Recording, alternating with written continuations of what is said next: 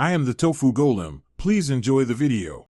You begin by entering the givens and immediately switch to pencil mode to add candidates. Focus on each empty cell, writing all possible numbers that obey row, column, and box constraints. Once done, eliminate obvious impossibilities. Remove digits that appear in pairs. This gives you a full candidate map to work with. Make sure to keep notes small and consistent so you can scan them quickly, and do not erase until you confirm a number placement or a deduction removes that candidate.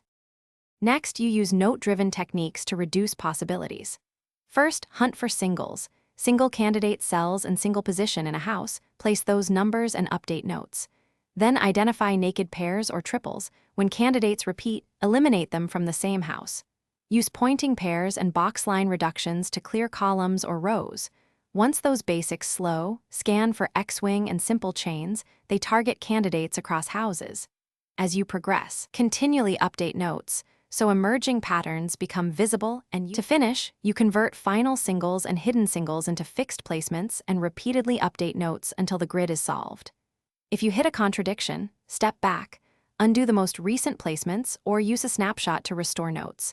Contradictions usually mean an earlier elimination was incorrect.